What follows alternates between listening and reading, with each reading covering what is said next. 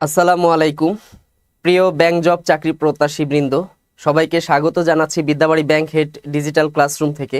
আপনারা সকলেই জানেন যে ব্যাংক চাকরি পরীক্ষার ক্ষেত্রে সবথেকে গুরুত্বপূর্ণ যে এক্সাম বা সবথেকে গুরুত্বপূর্ণ যে পরীক্ষা সেটি হচ্ছে কিন্তু রিটেন এক্সাম, যেটাকে বলা হয় লিখিত পরীক্ষা।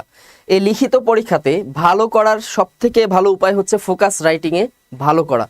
তো ফোকাস রাইটিং করতে গিয়ে বা ফোকাস লিখতে গিয়ে আমরা অনেক বিষয়েই কিন্তু আমরা ভুল করে থাকি। কিভাবে ফোকাসটা শুরু করব, বাজারে অনেক বই আছে, অনেক অনেক কোচিং আছে, অনেক বই পুস্তক আছে, তো এগুলো দেখে আমরা কনফিউজড হয়ে যাই যে আসলে ফোকাস রাইটিংটা কেমন হওয়া উচিত। এবং আমরা নিজেরাও ফোকাস রাইটিং লিখতে গিয়ে অনেকটা ঝামেলা পোহাতে হয়। এবং অনেকেই আমরা বুঝি না, যারা প্রথমবারের মতো ব্যাংক চাকরি পরীক্ষা দিতে যাচ্ছেন তারা অনেকেই বুঝেন না যে আসলে ফোকাস রাইটিংটা কী বা এটাকে কেমনে উপস্থাপন করতে হয়। সাধারণত দেখা যায় যে আমরা একাডেমিক যে পড়াশোনাগুলো করেছি সেই পড়াশোনাগুলোতে দেখা যেত যে আমরা রচনা লিখতাম, অনুচ্ছেদ লিখতাম, আমরা ভেবে নেই যে অনেকটা সেরকমই হয়তো কিনা। আসলে সেরকম ব্যাপারটা না।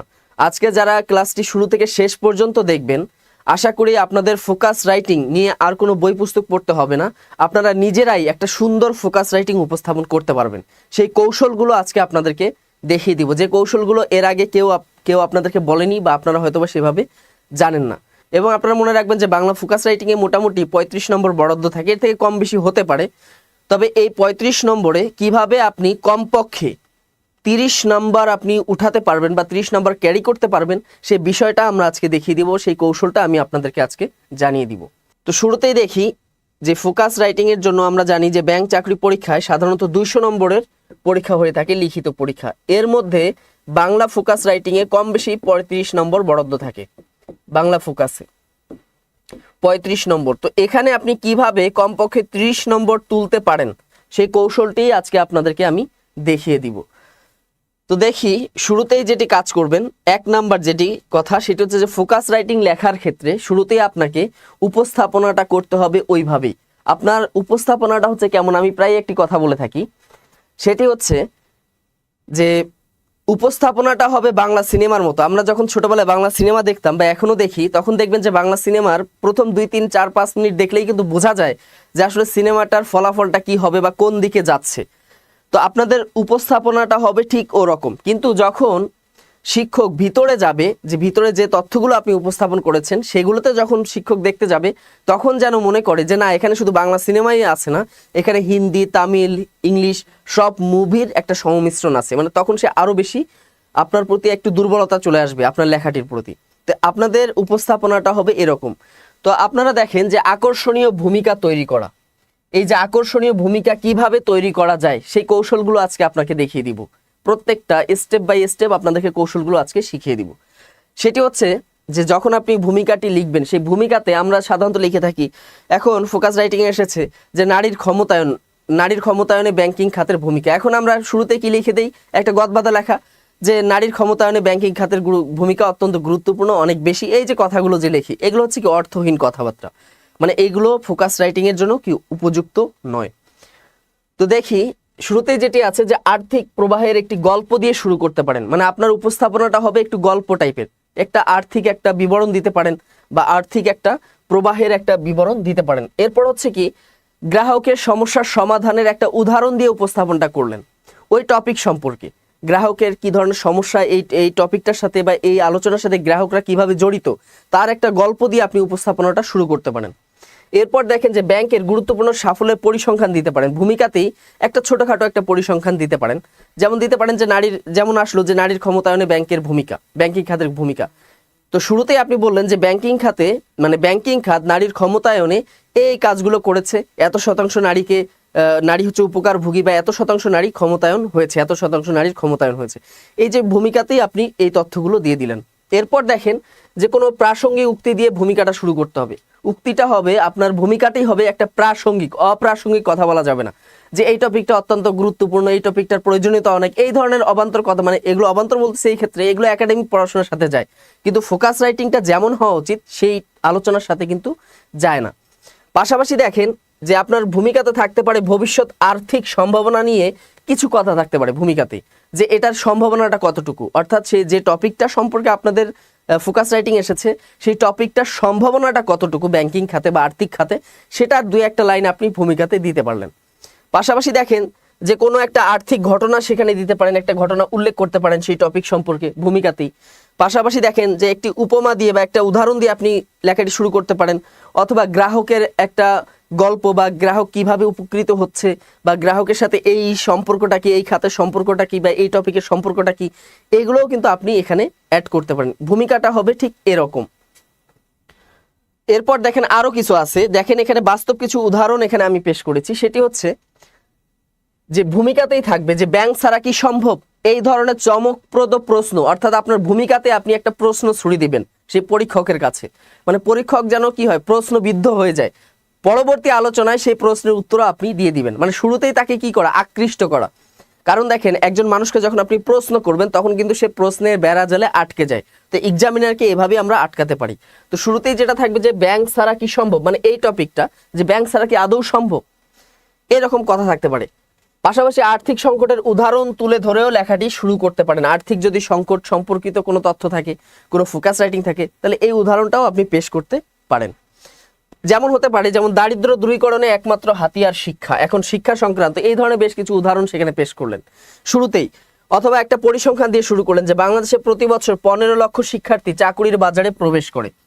যদি এরকম আসে, এটা জাস্ট একটা উদাহরণ দেওয়া, যেমন এরকম ফোকাস রাইটিং আসলো যে চাকুরির বাজারে ব্যাংক খাতের ভূমিকাটা কেমন, অথবা কর্মসংস্থান সৃষ্টিতে ব্যাংক খাতের ভূমিকাটি কেমন। তো এখানেই আপনি শুরুতে কি করলেন, একটা পরিসংখ্যানমূলক একটা তথ্য দিয়ে দিলেন। যেমন জলবায়ু সম্পর্কে যদি প্রশ্ন আসে, তো বাংলাদেশে কি জলবায়ু পরিবর্তন মোকাবেলায় প্রস্তুত, শুরুতেই একদম ভূমিকাতেই এরকম একটা প্রশ্ন ছুড়ে দিলেন।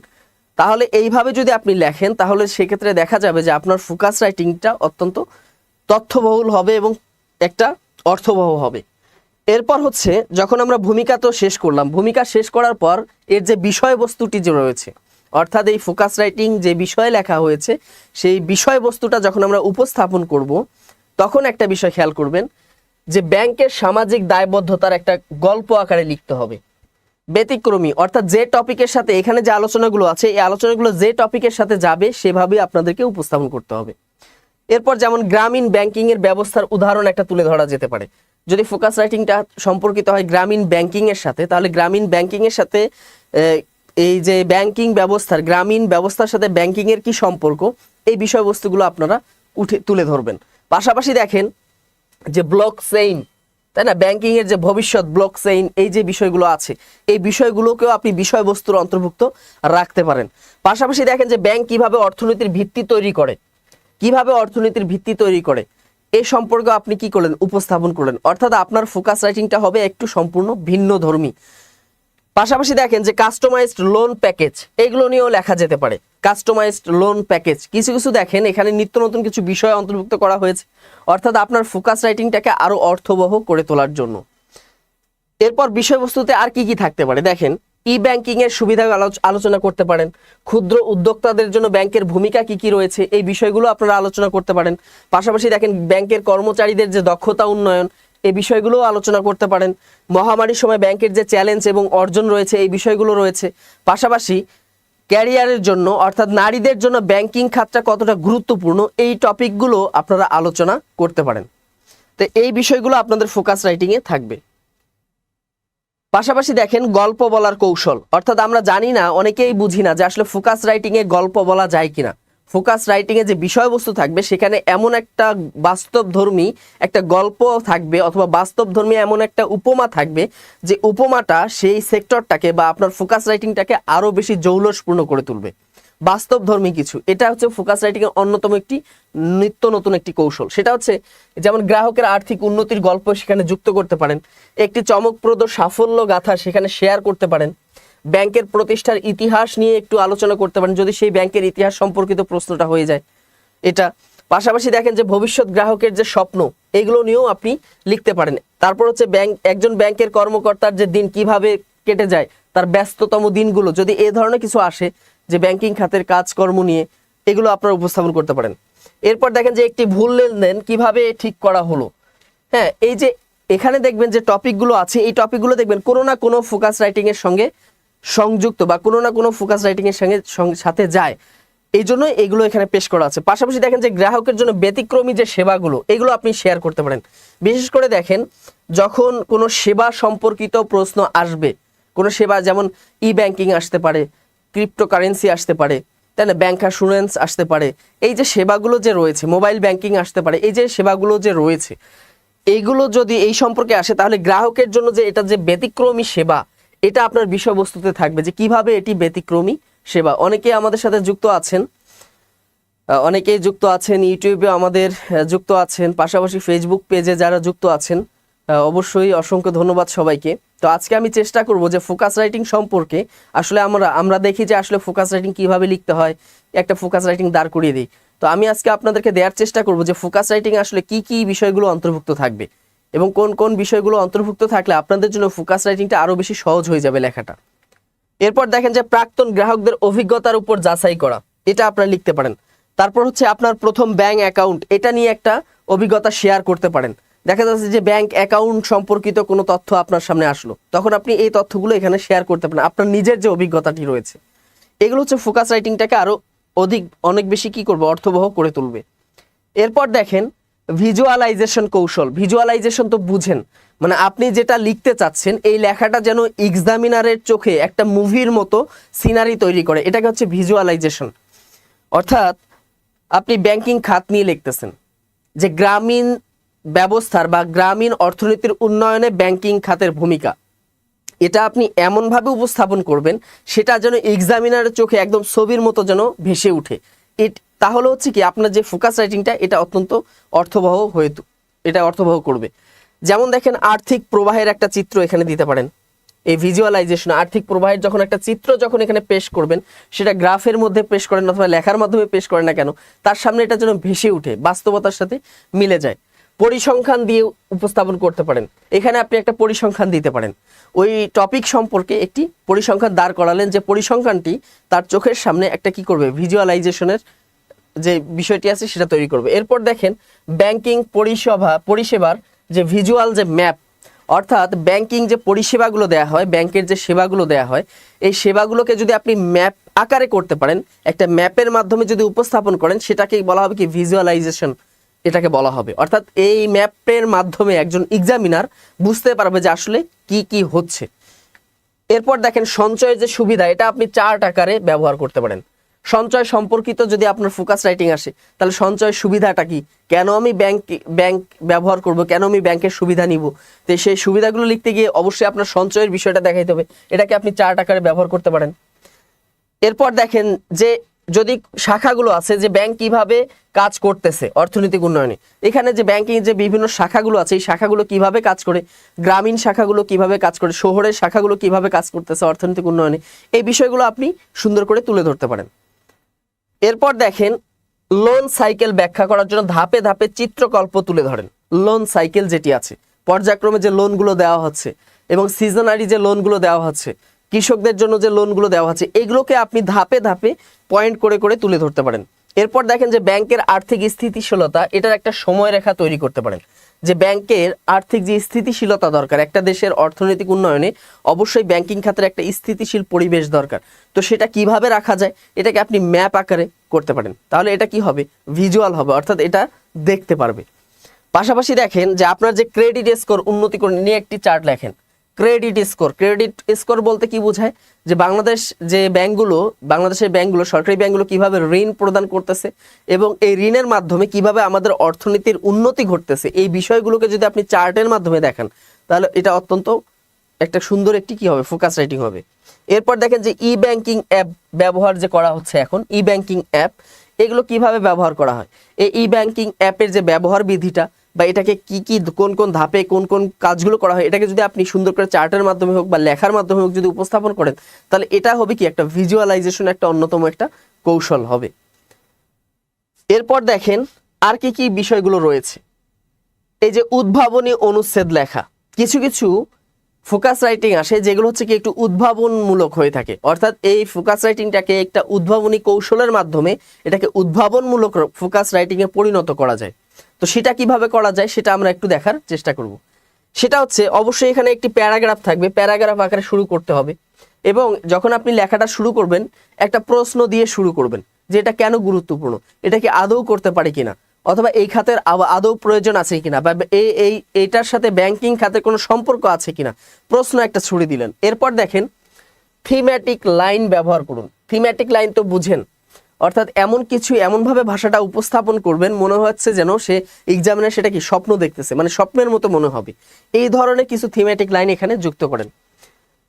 এখানে দেখবেন যে একটা প্যারাগ্রাফ বা একটা প্যারাতে আপনি সমস্যা লিখলেন, আর একটা প্যারাতে আপনি সমাধান লিখলেন। এগুলোকে বলা হয় উদ্ভাবনী কৌশল, এগুলোকে বলা হয়। তারপর দেখেন যে গুরুত্বপূর্ণ কিছু তথ্য এখানে শেয়ার করতে পারেন। তারপর হচ্ছে সমস্যা, সম্ভাবনা, এগুলো যথেষ্ট উদাহরণ আপনাকে দিতে হবে, উদাহরণ পেশ করতে হবে যে এই খাতের কি কি সম্ভাবনা রয়েছে, কি কি সমস্যাগুলো রয়েছে, এই খাতটাকে বা এটার কি কি উন্নয়ন ঘটলে এটা আর কি কি করতে পারে, বা আর কোন কোন খাতে উন্নতি করতে পারে, সেটাকেও আপনি এখানে যুক্ত করতে পারেন। পাশাপাশি দেখেন যে ব্যাংকের যে সুবিধাগুলো ব্যক্তিগত এবং কর্পোরেট স্তর, অর্থাৎ ব্যাংকের সুবিধাগুলো, অর্থাৎ ব্যাংকিং খাতটা কিভাবে আমাদের অর্থনীতিতে অবদান রাখতেছে, এই যে সুবিধাগুলো আছে এই সুবিধাগুলো আপনি ভাগ করে নিতে পারেন। এটা হচ্ছে গ্রামীণ স্তরে কিভাবে অবদান রাখতেছে, কর্পোরেট লেভেলে কিভাবে অবদান রাখতেছে, এছাড়াও আমাদের যে শহুরে যে পরিবেশ আছে এগুলোতে কিভাবে অবদান রাখতেছে শহুরে জীবনে, এই বিষয়গুলোকে কি করেন আলাদা, এমনকি ব্যক্তিগত জীবনে কিভাবে অবদান রাখতেছে, প্রত্যেকটা সেক্টরকে আপনি আলাদা আলাদাভাবে উপস্থাপন করতে পারেন। এরপর দেখেন যে অপ্রত্যাশিত তথ্য দিয়ে অনুচ্ছেদ শুরু করুন। অপ্রত্যাশিত তথ্য তো বুঝেন, এমন কিছু তথ্য দিন যে যেমন আসলো যে মহামারীকালীন যে ব্যাংক খাতের যে ক্ষতি হয়েছে, এই ক্ষতিটা এরকম আসলো যে মহামারীকালীন ব্যাংক খাতের কিরূপ ক্ষতি হয়েছে, এরকম একটা ফোকাস রাইটিং ধরেন চলে আসলো। এখন আপনি যখন উপস্থাপন করলেন শুরুতেই দিলেন যে এই মহামারীকালীন সময় পেরিয়ে বর্তমান সময়ে ব্যাংকিং খাত কি করেছে, ঘুরে দাঁড়িয়েছে। তার মানে এটা এক্সামিনার প্রত্যাশা করেনি যে ঘুরে দাঁড়িয়েছে, এক্সামিনার জানে যে এখনো হয়তো ঘুরে দাঁড়াতে পারেনি ওইভাবে, কিন্তু আপনি তাকে কি করলেন একটা আশার আলো দেখিয়ে আপনার একটা লাইন আপনার ফোকাস রাইটিংটাকে চেঞ্জ করে দিতে পারলো এই বিষয়গুলো। এরপর দেখেন যে ব্যাংকিং খাতের নতুন যে উদ্ভাবন এগুলো আলোচনা শেয়ার করতে পারেন। যেমন যখন ফোকাস রাইটিংয়ে যাবেন যে এমন কিছু উদ্ভাবন রাখবেন বা এমন কিছু স্কিম সেখানে পেশ করতে পারেন, আপনার নিজস্ব চিন্তা ভাবনা থেকে উৎসাহিত এমন কিছু নিত্য নতুন স্কিমের কথা সেখানে আপনি যুক্ত করতে পারেন, যে স্কিমটা হয়তো বা এখনো ব্যাংকিং খাতগুলো শুরু করেনি, এই ধরনের কিছু তথ্য সেখানে দিতে পারেন। পাশাপাশি দেখেন যে আন্তর্জাতিক ব্যাংকিং এর যে তুলনা, এটা খুবই গুরুত্বপূর্ণ। অর্থাৎ দেশের যে ব্যাংকিং খাত রয়েছে এই ব্যাংকিং খাতের সাথে আন্তর্জাতিক ব্যাংকিং এর একটা তুলনামূলক চিত্র আপনি গ্রাফের মাধ্যমে দিতে পারেন অথবা লেখার মাধ্যমেও দিতে পারেন। এই বিষয়গুলো আপনার ফোকাসটাকে আরো বেশি গুরুত্বপূর্ণ করবে। এরপর দেখি প্রাসঙ্গিক প্রশ্ন তৈরি করা। এই ফোকাস রাইটিং এ অবশ্যই কি থাকবে, প্রাসঙ্গিক কিছু প্রশ্ন থাকবে। অর্থাৎ আপনি এক্সামিনার কাছেই প্রশ্নটা ছুড়ে দিলেন যে এটা কি হতে পারে, পাশাপাশি সেটার উত্তর আপনি দিয়ে দিলেন। অর্থাৎ নিজে থেকে একটা প্রশ্ন তৈরি করলেন, নিজে থেকে সেটার উত্তর একটি পেশ করে দিলেন। যেমন আছে যে আপনার কি আসলেই লোন প্রয়োজন, এই যে একটা কিছু কিছু এখানে উদাহরণ আমি পেশ করেছি যে এরকম হতে পারে। যেমন আছে যে আপনার সঞ্চয়ের সঠিক জায়গাটি কোথায়। এরপর দেখেন ডিজিটাল ব্যাংকিং কি নিরাপদ, বিনিয়োগে ভুল এড়ানোর উপায় কি, কিভাবে আপনি কম ইন্টারেস্টের লোন পেতে পারেন। এরপর দেখেন যে আপনার ব্যাংকের সেবা কেমন হওয়া উচিত। এই যে টপিকগুলো যে রয়েছে, কিভাবে বাজেট তৈরি করবেন, টাকা বিনিয়োগের ঝুঁকি কিভাবে কমাবেন। এই যে এখানে দেখেন যে টাকা বিনিয়োগের ঝুঁকি কিভাবে কমাবেন, এখানে যদি আপনি একটু কৌশলগত তথ্য উপস্থাপন করতে পারেন যে ঠিক এইভাবেই ঝুঁকি কমানো যাবে, ব্যাংকিং খাতের ঝুঁকিটা কমানো যাবে। অথবা যেটিকে বলা হয় যে ঋণ খেলাপি, এই ঋণ খেলাপির ঝুঁকিটা কিভাবে কমানো যাবে, এরকম কিছু কৌশল সেখানে আপনি নিজে থেকেই উপস্থাপন করতে পারেন। এগুলো হচ্ছে আপনার ফোকাস রাইটিংটাকে আরো বেশি তথ্যবহুল করবে। এরপর যেমন এখানে সাহিত্যিক কৌশল ব্যবহার করতে পারেন। সাহিত্যিক কৌশলগুলো কি কি, বিভিন্ন ধরনের তথ্য সেখানে শেয়ার করতে পারেন। আমাদের দৈনিক যে পত্র পত্রিকাগুলো আছে এই পত্র পত্রিকাগুলোতে দেখবেন যে নিত্য নতুন কিছু তথ্য আসতেছে কলামগুলোতে, বিশেষ করে সম্পাদকীয় সমাচার অথবা অর্থ বাণিজ্য যে পেজটা রয়েছে এগুলোতে দেখবেন যে কিছু কিছু নিত্য নতুন তথ্য আসতেছে। এই তথ্যগুলো আপনি নিজের কাছে শেয়ার করে রাখতে পারেন, যেগুলো আপনার ফোকাস রাইটিং উপস্থাপন করতে পারেন। যেমন দেখেন যে ব্যাংকিং নিয়ে একটা কল্পিত গল্প আপনি লিখতে পারেন, কয়েক লাইনের মধ্যে একটা কল্পিত আপনার কল্পনায় একটা গল্প লিখতে পারেন। পাশাপাশি দেখেন যে উপমা রূপক যে ব্যবহার এগুলো করতে পারেন, এটাকে আপনি নাট্য রূপেও ব্যবহার করতে পারেন। অভিজ্ঞতাগুলো, গ্রাহকের যে অভিজ্ঞতাগুলো আছে এগুলোকে আপনি গল্পের মতো করে উপস্থাপন করতে পারেন। পাশাপাশি দেখেন যে লোনের জালে গ্রাহক, এই নামেও একটা কি করতে পারেন, একটা কল্পিত রচনা করতে পারেন। পাশাপাশি দেখেন যে একটি ব্যাংকের জীবন চক্র, কিভাবে একটা ব্যাংক যখন আপনাদের আসবে যে গ্রামীণ অর্থনীতিতে ব্যাংকিং খাতের ভূমিকা কি, এখানে যদি আপনি একটা ব্যাংকের জীবন চক্রটাকে খুবই সুন্দরভাবে সাবলীলভাবে লেখার মাধ্যমে বা চিত্রের মাধ্যমে উপস্থাপন করেন, তখন দেখবেন যে এই ফোকাস রাইটিংটা আরো বেশি জোরালো হবে। এরপর যেমন আছে, পাশাপাশি দেখেন যে উদ্ভাবনী শিরোনাম কৌশল। কিছু কিছু শিরোনাম থাকবে আপনাদের লেখার, যে শিরোনাম সেই শিরোনামগুলো হবে উদ্ভাবনী শিরোনাম কৌশল। অর্থাৎ আমরা যে লিখে থাকি সাধারণভাবে যে কি, এই যে বর্ণনা, ব্যাংকিং খাতের ভূমিকা, গ্রামীণ অর্থনীতিতে ব্যাংকিং খাতের ভূমিকা, এই যে সাধারণ যে বিষয়গুলো আছে, এই যে পয়েন্টগুলো আছে, এগুলোকে আপনি একটু অসাধারণ করে লিখবেন। সেটা কেমন লেখা যেতে পারে, যে আপনার টাকার সঠিক গন্তব্য কোথায়, লোন নেওয়ার আগে যা জানতে হবে। এরপর যেমন আছে ডিজিটাল ব্যাংকিং আপনার সময় বাঁচাবে। এই যে এগুলো হতে পারে আপনাদের হেডলাইন। অর্থাৎ যে কোনো একটা বিষয় বা ওই টপিকটা সম্পর্কে আলোচনা করতে গেলে আপনি পয়েন্টগুলো বা হেডলাইনটা এভাবে উপস্থাপন করেন। সঞ্চয়ের সঠিক কৌশল কি, টাকার নিরাপত্তা ব্যাংকের গোপন কৌশল, আপনার টাকা কি নিরাপদ, জেনে নিন সেরা ফিক্সড ডিপোজিট অপশন, এই যে কিভাবে ভালো বিনিয়োগ করবেন, ব্যাংকিং নিয়ে 10টি ভুল ধারণা, জমা খরচের বাইরে ব্যাংকের অন্যান্য সুবিধা। এই যে টপিকগুলো যখন আপনি লিখলেন, যে দেখা যাচ্ছে যে নারীর ক্ষমতায়নে ব্যাংকিং খাতের ভূমিকা, এই টপিকটা আসলো, তখন এখানে লিখতে গিয়ে আপনি এমন একটা ডিফারেন্ট টাইপের একটা কি পয়েন্ট লিখলেন বা হেডলাইন লিখলেন, যেখানে আপনি অন্য ধরনের একটা তথ্য এখানে উপস্থাপন করতে পারেন। এরপর দেখেন যে বিভিন্ন দৃষ্টিকোণ তুলে ধরা। এটা কিন্তু অত্যন্ত গুরুত্বপূর্ণ, যে দৃষ্টিকোণগুলো আপনাকে তুলে ধরতে হবে, বিভিন্ন দৃষ্টিকোণ। এটা আমরা ফোকাস রাইটিং এর ক্ষেত্রে করি না। যে এই যে বিষয়টি আছে, গ্রামীণ অর্থনীতিতে ব্যাংকের ভূমিকা, নারীর ক্ষমতায়নে ব্যাংকিং ভূমিকা, ক্রিপ্টোকারেন্সির ভূমিকা, অথবা কি লোনের ভূমিকা, গ্রামীণ অর্থনীতিতে উন্নয়নের ঋণের ভূমিকা, এই যে বিষয়গুলো যখন আসে, তখন এখানে আপনার বিভিন্ন দৃষ্টিকোণ আপনাকে উপস্থাপন করতে হবে। সেই দৃষ্টিকোণগুলো কেমন হতে পারে, যেমন দেখেন গ্রাহকদের দৃষ্টিকোণ থেকে আপনি সেখানে একটা উপস্থাপন করতে পারেন, যে একজন গ্রাহক হিসাবে কেন এটা আমার প্রয়োজন। পাশাপাশি দেখেন যে ব্যাংক কর্মীদের অভিজ্ঞতা, একজন ব্যাংক কর্মী হিসাবে এই স্কিমটাকে বা এই পদক্ষেপটাকে কিভাবে দেখতেছে, সেটা একটা অভিজ্ঞতা তুলে ধরতে পারেন। নতুন উদ্যোক্তাদের ব্যাংকিং যে প্রয়োজনীয়তা, কেন নতুন উদ্যোক্তাদের ব্যাংকের প্রয়োজন রয়েছে, বা ব্যাংকিং সেবার সাথে যুক্ত হওয়ার কেন প্রয়োজন রয়েছে, অথবা নতুন উদ্যোক্তা তৈরিতে ব্যাংকের ভূমিকাটা কি, এই ধরনের ডিফারেন্ট কিছু কৌশল সেখানে আপনি অবলম্বন করতে পারেন। পাশাপাশি দেখেন যারা ফ্রিল্যান্সার আছে তাদের ব্যাংকিং সুবিধা কি, ছাত্রদের জন্য ব্যতিক্রমী যে পরিষেবাগুলো আছে শিক্ষার্থীদের জন্য, এই পরিষেবাগুলো আপনি উপস্থাপন করতে পারেন। পাশাপাশি দেখেন যে বৃদ্ধদের জন্য সঞ্চয়ের যে সুবিধাগুলো আছে, সরকারি কর্মজীবীদের জন্য ব্যাংকের যে সুবিধাগুলো, বিভিন্ন দেশের যে ব্যাংকিং নিয়ম তার তুলনা আপনি করতে পারেন। আমাদের দেশের যে প্রথাগত যে ব্যাংকিং সেবাটি আছে, এটার সাথে বিভিন্ন দেশের যে ব্যাংকিং যে তুলনা, এটা আপনি সেখানে করতে পারেন। পাশাপাশি দেখেন যে স্থানীয় বনাম আন্তর্জাতিক যে ব্যাংকিং আছে, এই ব্যাংকিং এর একটা তুলনামূলক চিত্র সেখানে পেশ করতে পারেন। পাশাপাশি দেখেন যে পরিবেশ বান্ধব ব্যাংকিং উদ্যোগ, এই টপিকগুলো যদি আপনি উপস্থাপন করেন, তাহলে দেখবেন যে আপনার ফোকাস রাইটিংটি কি হবে, একটু আলাদা হবে, অন্যদের থেকে একটু আলাদা হবে। অর্থাৎ এই বিষয়গুলো যেন আপনার বিভিন্ন দৃষ্টিকোণ থেকে আপনি এই টপিকগুলোকে ধরে ধরে উপস্থাপন করবেন। এখন হচ্ছে যে ফোকাস রাইটিং যখন আপনি পরিসমাপ্ত করবেন, লেখা শেষ করবেন, শেষের দিকে আপনি কি কি কৌশলগুলো অবলম্বন করবেন। যেমন আপনি বলতেছেন যে একটি কল টু অ্যাকশন, একটা কল টু অ্যাকশন দিন। কল টু অ্যাকশন বলতে কি বোঝায়, যে এটার এই খাতটার বা এই যে ব্যাংকের যে ভূমিকা বা এটার সাথে যে টপিকটা লিখতে বলেছে সেটার সাথে ব্যাংকের ভূমিকাটা কি, এটাকে আপনি এক বাক্যে, একটা জোরালো বাক্যের মাধ্যমে সেটাকে উপস্থাপন করতে পারেন। পাশাপাশি দেখেন যে প্রেরণাদায়ক পরামর্শ দিয়ে শেষ করতে পারেন। ভবিষ্যতের ব্যাংকিং নিয়ে সম্ভাবনা, এটাকে আপনি তুলে ধরে লেখাটি শেষ করতে পারেন। পাশাপাশি দেখেন যে গ্রাহকদের আস্থার যে গল্প, এটা দিয়ে আপনি পরিসমাপ্তি করতে পারেন। এরপর দেখেন যে আপনার সেবার একটি চমৎকার উদাহরণ দিয়ে আপনি শেষ করতে পারেন। এছাড়াও দেখেন যে প্রাসঙ্গিক ভবিষ্যৎ চ্যালেঞ্জ, ব্যাংকিংয়ে একটি ইতিবাচক পরামর্শ, আপনার ব্যাংকিং ভবিষ্যৎ নিশ্চিত করুন, একটি ছোট পদক্ষেপ বড় অর্জন, এই যে কথাগুলো আছে, এই কথাগুলোর মাধ্যমে আপনি আপনার যে ফোকাস রাইটিং, এটাকে আপনি পরিসমাপ্তি করতে পারেন বা এটার শেষ করতে পারেন এই বিষয়গুলো। এরপর দেখেন আরো কিছু বিষয় আছে, যে ডেটা এবং গল্প একত্র এবং গ্রাফ আঁকুন। এই যে গ্রাফের যে বিষয়টি সেটা আপনাকে আঁকতে হবে।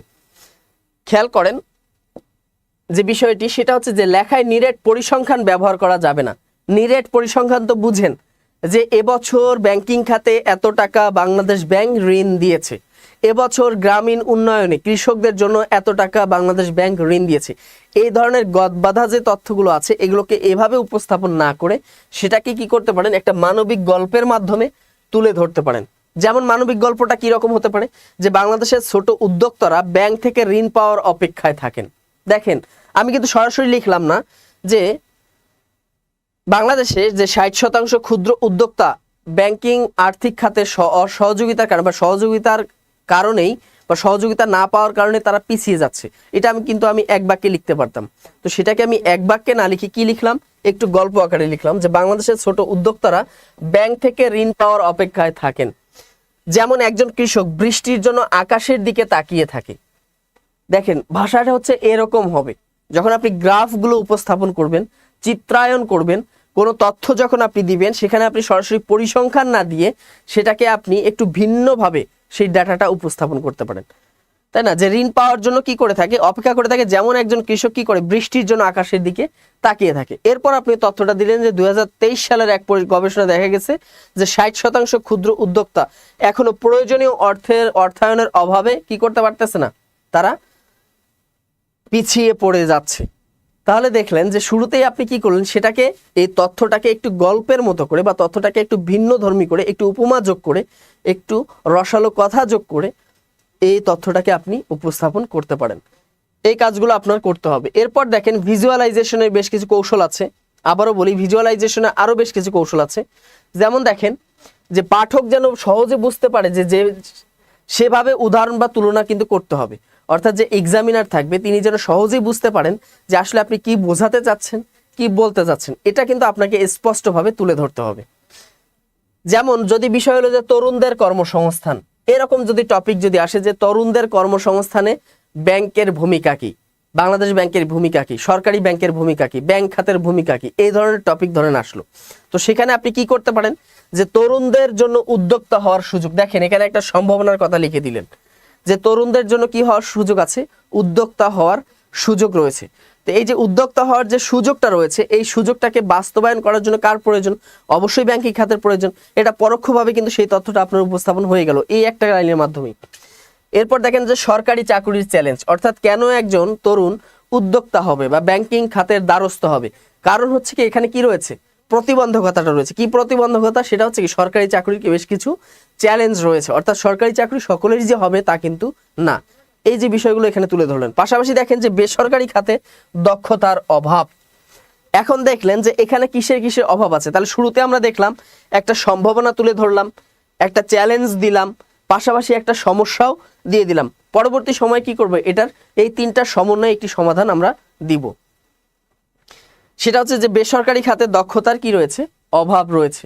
অর্থাৎ বেসরকারি খাতে কাজ করতে গেলে অবশ্যই কর্মীকে কি হতে হবে, দক্ষ হতে হবে। এই যে দক্ষতার যে অভাব রয়েছে, সেই অভাবগুলো আমরা উপস্থাপন করব। পাশাপাশি সেই অভাবগুলোকে দূর করার জন্য বা সেই অভাবগুলোকে দূর করে সামনে এগিয়ে যাওয়ার জন্য কি কি পদক্ষেপ আমরা নিতে পারি, সেই বিষয়গুলো এখানে আমরা আলোচনা করব। তাহলে এভাবে যদি আপনি এই টপিকটাকে এই যে তিনটা সেক্টরে যদি ভাগ করে সাজান, তাহলে দেখবেন একটা সুন্দর ফোকাস রাইটিং দাঁড় করাতে পেরেছেন। এরপর দেখি অপ্রচলিত উপমা এবং রূপক ব্যবহার করা। অপ্রচলিত উপমা অর্থাৎ বাজারে যে বইগুলো রয়েছে বা যেগুলো হচ্ছে গদবাঁধা যে উপমা, এগুলো পেশ না করে বা এগুলো তুলে না ধরে একটু কি অপ্রচলিত, যেটা সাধারণত মানুষের চোখে ভিজুয়াল না বা যেটা মানুষ সাধারণত দেখে না বা যে সম্পর্কে মানুষ এখনো জানে না, এই ধরনের বিষয়গুলো এখানে তুলে ধরতে পারেন। যেমন আমরা এখানে বেশ কিছু উদাহরণ দিতে পারি। সেটা হচ্ছে যে বাংলাদেশের অর্থনীতি একটি কি প্রবাহমান নদীর মতো, যা অবিরত পথ কি করতেছে, খুঁজে নিচ্ছে। এই যে দেখেন যে বাংলাদেশের অর্থনীতি হচ্ছে কিসের মতো, একটা প্রবাহমান নদীর মতো। সে কি করতেছে, প্রবাহমান পথ সে খুঁজে নিচ্ছে। সে শুধু সামনে যাচ্ছে তো যাচ্ছেই, সে বারবার কি করতেছে, তার শেষ প্রান্ত সে খুঁজে নিচ্ছে। ঠিক একইভাবে ব্যাংকিং খাত হচ্ছে একটা কিসের মতো, বৃক্ষের মতো, যার শিকড় শক্তিশালী যত হবে ততই কি হবে, তবেই সেটার কি আসবে, ফল আসবে। এই যে কথাগুলো যে বলতেছেন, এই ধরনের বেশ কিছু কথা আপনার এখানে উপস্থাপন করতে হবে। অর্থাৎ যখন আপনি এই ধরনের তথ্যটা উপস্থাপন করলেন, তখন তার চোখের সামনে, এক্সামিনার সামনে নদীর মতো একটা চিত্র ভেসে উঠলো চোখের সামনে। হ্যাঁ, নদী কিভাবে তার পথ খুঁজে নেয়। একইভাবে ব্যাংকিং খাত হচ্ছে একটা বৃক্ষের মতো, একটা বৃক্ষকে যখন লালন পালন করা হয় আস্তে আস্তে বড় হবে, ফুল হবে, তারপর ফল দিবে। এই যে প্রক্রিয়াটা, এটার সাথে ব্যাংকিং খাতের যে প্রক্রিয়া, সেটাকে আপনি সুন্দর করে ভিজুয়াল করে দিলেন, সেটা যেন তারা দেখতে পারলো। এই ধরনের বিষয়গুলোকে আপনাদের এই ফোকাস রাইটিংয়ে অন্তর্ভুক্ত করতে হবে। তারপর ব্যতিক্রমী কিছু প্রসঙ্গ টানতে হবে। যেমন দেখেন এর আগেই বলেছি যে প্রসঙ্গ ধরে ব্যতিক্রমী যে প্রশ্নগুলো তুলবেন তার একটা বাস্তব উদাহরণ এখানে দিচ্ছি। সেটা হচ্ছে যে কেন ক্ষুদ্র উদ্যোক্তারা ব্যাংক ঋণ পেতে ব্যর্থ হন। এখন এই যে প্রশ্ন আসলো সেটা হচ্ছে কি তরুণ উদ্যোক্তা, এটা নিয়ে ব্যাংকিং খাতের কি ভূমিকা। তো এখানে আপনি একটা প্রশ্ন ছুড়ে দিলেন যে কেন ক্ষুদ্র উদ্যোক্তারা ব্যাংক ঋণ পেতে ব্যর্থ হন, আসলে কি কি প্রতিবন্ধকতা রয়েছে, কেন তারা ব্যাংক ঋণ পায় না, এই বিষয়গুলো আপনারা এখানে তুলে ধরতে পারেন। পাশাপাশি দেখেন যে ব্যাংকিং খাতে প্রযুক্তি কি মানবিক সংযোগকে ম্লান করছে কিনা, অর্থাৎ প্রযুক্তির যে উন্নয়ন হচ্ছে ব্যাংকিং খাতে, এখানে মানুষের যে মৌলিক যে চাওয়া পাওয়াগুলো আছে এগুলোকে ম্লান করে দিচ্ছে কিনা, বা মানুষের মানবিক যে দৃষ্টিকোণ আছে বা মানবিক যে বৈশিষ্ট্য রয়েছে এটাকে নষ্ট করে দিচ্ছে কিনা। এই যে ডিজিটালাইজেশন ব্যাংকিং খাত, এটাও আপনাদেরকে তুলে ধরতে হবে। এই ধরনের ব্যতিক্রমী কিছু তথ্য সেখানে আপনি উপস্থাপন করতে পারেন। এবার দেখেন যে সামনে আমাদের যে 2022 সাল ভিত্তিক যে পরীক্ষাগুলো হবে সামনে, পাশাপাশি 2023 সাল ভিত্তিক যে সার্কুলারগুলো আসবে, এই পরীক্ষাগুলো দিতে গিয়ে আপনার কোন কোন টপিকগুলো ফোকাস রাইটিং এর জন্য গুরুত্বপূর্ণ বা কোন কোন টপিক থেকে ফোকাস রাইটিং আসতে পারে, সেই ধরনের বেশ কিছু টপিক এখানে আমি উপস্থাপন করেছি। এখানে দেখতেই পারতেছেন ডিজিটাল মুদ্রা, ভবিষ্যৎ ব্যাংকিং সেবা, কৃত্রিম বুদ্ধিমত্তা ব্যাংকিং খাতে, এটা challenge, banking a green finance. এরপর দেখেন মোবাইল ব্যাংকিং, বাংলাদেশের ক্ষুদ্র ঋণ নীতি, সাইবার নিরাপত্তা। এই যে টপিকগুলো রয়েছে এই টপিকগুলো কিন্তু আপনাদের সামনে যে পরীক্ষাগুলো হবে সেগুলোর জন্য অত্যন্ত গুরুত্বপূর্ণ। এই যে block chain, smart banking, start up funding, equity banking বনাম ঋণ ব্যাংকিং, এই যে টপিকগুলো রয়েছে। এরপর হচ্ছে fintech start up, public private partnership, digital payment ecosystem, আন্তর্জাতিক বাণিজ্য ব্যাংকিং সেবা, এসডিজি। এই যে টপিকগুলো রয়েছে এই টপিকগুলো হচ্ছে আপনাদের সামনে যে পরীক্ষাগুলো হবে সেগুলোর জন্য অত্যন্ত অত্যন্ত গুরুত্বপূর্ণ। এরপর দেখেন যে ডেটা ড্রিভেন যেটাকে বলা হয়, বেসরকারি মহাকাশ উদ্যোক্তা, ডার্ক ওয়েব এবং ব্যাংকিং খাতে যে cyber crime, micro investment platform, digital banking, programmable যে মানি বা স্মার্ট কন্ট্যাক্ট যেটাকে বলা হয়, টেকসই ব্যাংকিং সেবা। এই টপিকগুলো আপনাদের সামনে যে পরীক্ষাগুলো হবে সেগুলোর জন্য অত্যন্ত অত্যন্ত গুরুত্বপূর্ণ। এরপর দেখেন যে বহুজাতিক কোম্পানির যে ডুয়েল কারেন্সি, এরপর হচ্ছে মেটাভার্স ইকোনমিতে ব্যাংকের সেবা, ব্যাংকিং সেক্টরে বায়োমেট্রিক অথেন্টিকেশনের যে ভবিষ্যৎ, কৃষি প্রযুক্তি, স্টার্টআপে ব্যাংকিং খাতের উন্নতি, ডেটা লিকেজ, তারপর হচ্ছে অটোনোমাস ব্যাংকিং, গ্রামীণ অর্থনীতিতে ক্রিপ্টোকারেন্সির যে অ্যাডাপশন বা ব্যাংকের যে ভূমিকা, এই টপিকগুলো কিন্তু আপনাদের সামনে যে পরীক্ষা হবে সেইগুলোর জন্য অত্যন্ত অত্যন্ত জরুরি।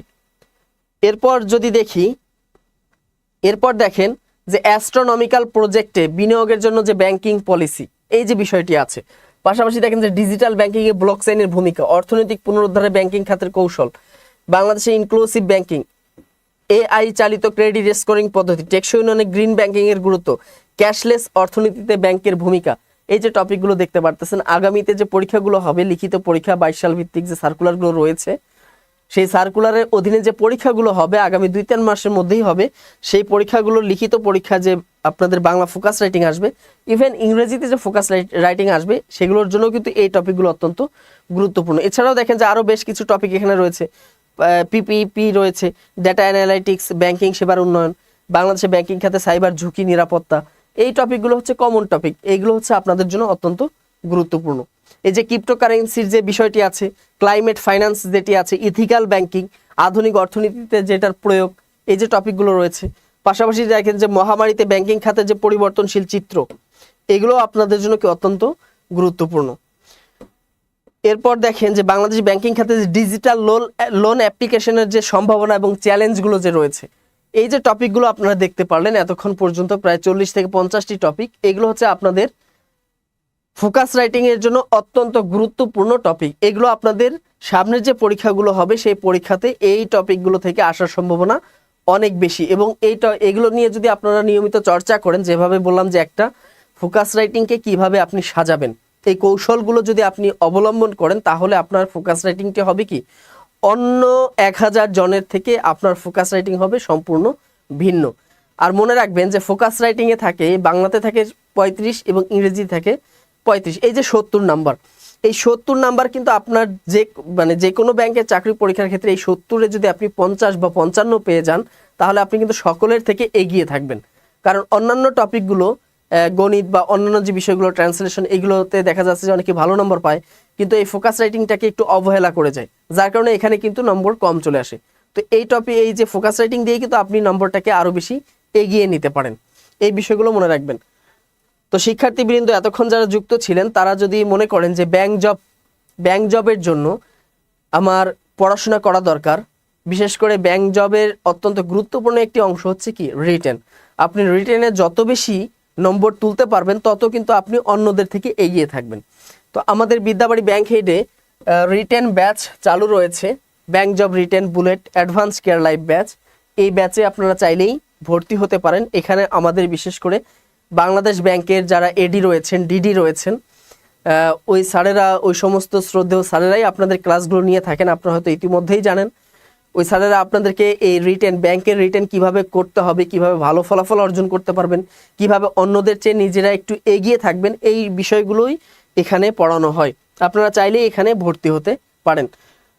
এবং এখানে একটি যে নম্বর দেওয়া আছে 096443300, এই নম্বরটি আপনারা চাইলে স্ক্রিনশট দিয়ে রাখতে পারেন। এই নম্বরটিতে যোগাযোগ করে ব্যাংক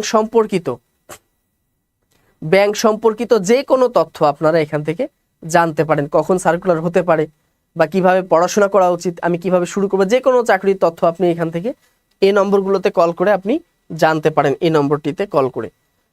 এছাড়াও আমাদের যে ওয়েবসাইট আছে সেই ওয়েবসাইট ভিজিট করে এখানে দেখবেন যে বিভিন্ন ফ্রি সার্ভিসগুলো আছে, ফ্রি ক্লাস আছে, ফ্রি এক্সাম আছে, এগুলো আপনারা উপভোগ করতে পারেন। আমাদের যে ফেসবুক পেজ আছে বিদ্যাবাড়ি ব্যাংক হেড, অলগভ জব এবং হচ্ছে বিদ্যাবাড়ি পাবলিকেশনস, এই পেজগুলোতেও আপনারা ভিজিট করতে পারেন। পাশাপাশি যে ইউটিউব চ্যানেল আছে বিদ্যাবাড়ি, এখানেও আপনারা ভিজিট করতে পারেন। এগুলোতে ভিজিট করে আপনারা নিয়মিত নিত্য নতুন কৌশল এখানে পেতে পারেন, নিত্য নতুন কৌশল সম্পূর্ণ ক্লাসগুলো উপভোগ করতে পারেন। তো শিক্ষার্থী বন্ধুরা এতক্ষণ যারা যুক্ত ছিলেন তাদেরকে অসংখ্য ধন্যবাদ। আমি আপনাদেরকে একটু দেখাই দেওয়ার চেষ্টা করেছি, সেটি হচ্ছে যে আসলে ফোকাস রাইটিং এটি কেমন হওয়া উচিত। এই কৌশলগুলো আপনাদের জন্য কিন্তু অত্যন্ত জরুরি। এই কৌশলগুলো যদি আপনি ফলো করেন বা আপনি যদি এই কৌশলগুলো অবলম্বন করে নিজের মতো করে একটা ফোকাস রাইটিং যদি দাঁড় করেন, সেটা আসলেই অন্যদের থেকে সম্পূর্ণ ভিন্ন হবে। বাজারে যে প্রচলিত যে বইগুলো আছে, এই প্রচলিত বইগুলোকে ফলো করতে গিয়ে অনেকেই কিন্তু আমরা তাল হারিয়ে ফেলি। তো এগুলো অবশ্যই ফলো করবেন। পাশাপাশি এই কৌশলগুলো যদি সংমিশ্রণ ঘটিয়ে যদি একটি সুন্দর করে লিখতে পারেন, তাহলে দেখবেন যে আপনি অন্যদের থেকে নাম্বারের দিক থেকে অনেক বেশি এগিয়ে থাকবেন।